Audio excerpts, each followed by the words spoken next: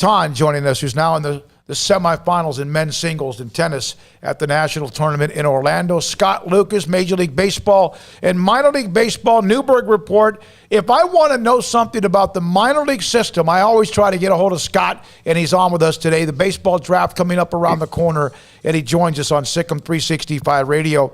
Scott, the Rangers, let's start with them. At the Major League level, they're a fun team to watch. How many of who they have, and I don't know how sustainable it is, they may end up with a 62-100 record, I don't know. How many of who is right now contributing is part of their system that came through the minor league system? That came through the minor league system? Yeah. Not a whole lot. I didn't think so. Most of the guys who are really helping out the team right now, they got in trades. The guys who helped out the most who came up through the system is their shortstop, Isaiah Kiner-Falefa, who I believe was a 5th-round pick and wasn't on anybody's top 30 prospect list ever. But he just kept improving, and it's kind of a cliche, but he has more drive in him than just about anybody I've ever seen and has turned himself into an honestly above-average baseball player. Catcher Jose Trevino is homegrown. But most of the other guys, certainly on the offensive side, Nate Lowe was a trade from last year. Solak they traded for 2 years ago. Adolis Garcia, who's been about as good as anybody in baseball this year, they got him from the Cardinals for cash a couple of years ago, and it was kind of a Nelson Cruz situation where he didn't really do anything, and they kicked him off the 40-man roster, and he kind of beat his way back on. And he's having an amazing year so far. Scott, with the draft coming up, what do you think the best scenario for the Rangers is to fall them at number? I mean, I say fall. They're at number 2, but of that second pick, what's the best scenario for them going forward? If you had asked me that question a month ago, the answer was really easy. If the Pirates had picked high school shortstop Jordan Lawler, the Rangers would pick Vandy righty Leiter.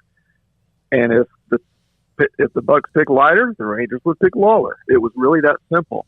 Over the past few weeks, it's gotten a lot more complicated.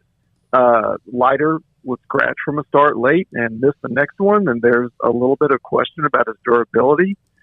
Kumar Rocker, who going into the season was probably the number 1 guy, he's another Vandy pitcher. He's had kind of a weird year. His velocity's fallen off quite a bit. He's in the mocks I've seen, he's down around the 7 or 8 spot now. And there's another high school shortstop named Marcelo Mayer, who right now, at least Baseball America says he'll be the Rangers pick. So it's kind of a mess. The Rangers the last 2 years have taken college bats.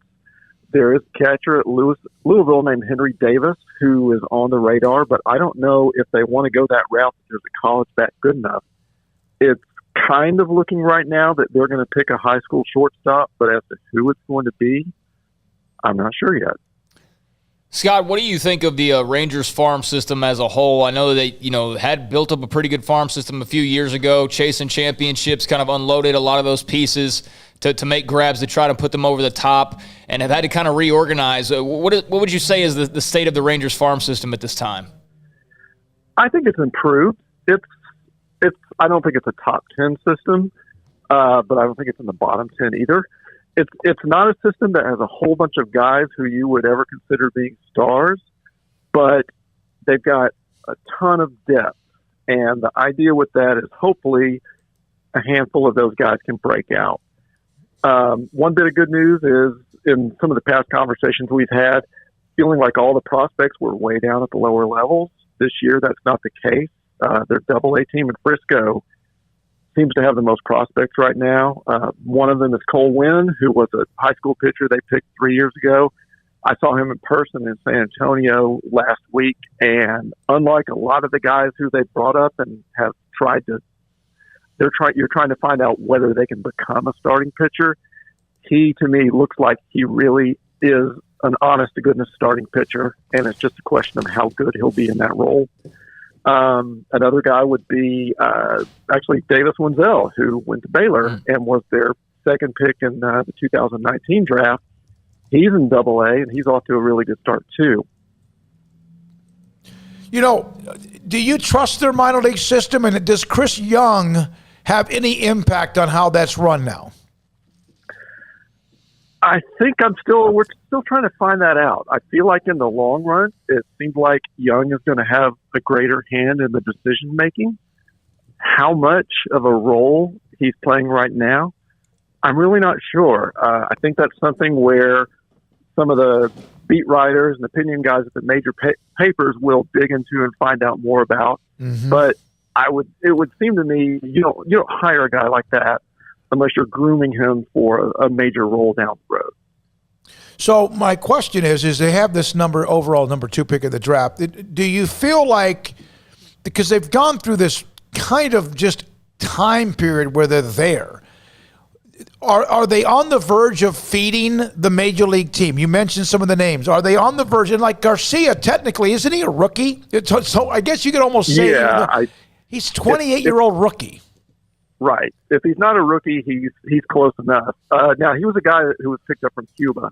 Sure. So that's why he's so new yet so old. And he was with the Cardinals and with the Rangers last year for a while, and he looked like a guy, he has amazing power, but he struck out so much, it just didn't do any good. And they got him to change his stance a little bit and change his batting approach. I've kind of kept waiting for him to cool off a little, and it's just not happening. He's been an amazing story. Scott, if I put an over and under at 5 years before the Rangers are legitimate contenders again, would you take the under or the over?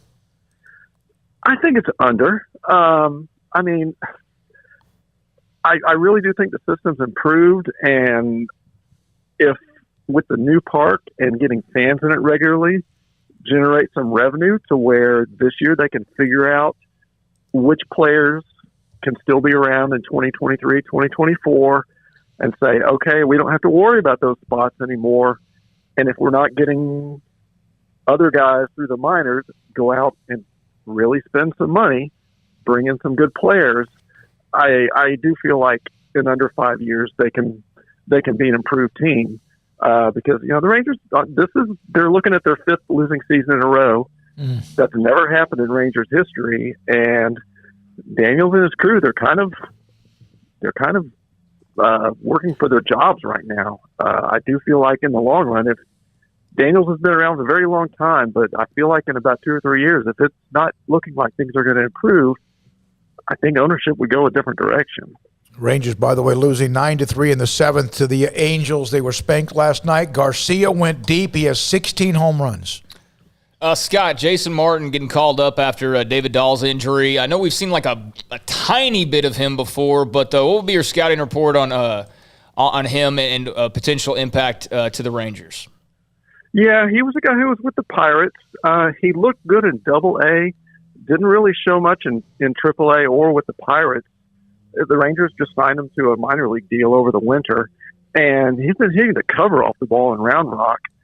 To be honest, I hadn't been watching him that closely because his AAA record before then really wasn't very good, and the league he's playing in is extremely offensive oriented. It's the kind of place where kind of random guys can have really good hitting streaks like that. But he plays a position that they need, and he has been a good prospect in the past. And so it's the case of he's got an opportunity, they need somebody, bring him up and see if it works. And if it doesn't, they can send him back down to Round Rock. Scott R. Lucas on Twitter, the Newberg Report. He handles the coverage of the Rangers minor league system as well, and also updates along the way. Scott, how often do you go on there? I mean, I've been on the Newberg Report. I've been a member of that or a subscribe to it with what Jamie does and what you do. How often do you feed that with all the minor league teams you got to kind of monitor? Well, in terms of doing reports, I do one every day. I don't necessarily put them all on the website, but it's a free email list. And I cover every game that they play. Thanks for your time, Scott. Great to have you on again. Scott Lucas, the Newberg Report, covers the Rangers minor league system, and also someone we might try to get back on again right before the major league amateur draft, which is just around the corner. Good news about Davis Wenzel, huh? The former Baylor player as well. I'm glad you asked that, Craig. That was great stuff. Again, Rangers trailed 9-3 to Anaheim, although Garcia. Here's a note from Jared Sandler. Adolis Garcia is a 28-year-old rookie. The most home runs in a year by a player who was a rookie at age 28 or older is 29 by Christian Walker with Arizona, who was 28 his rookie year in 2019.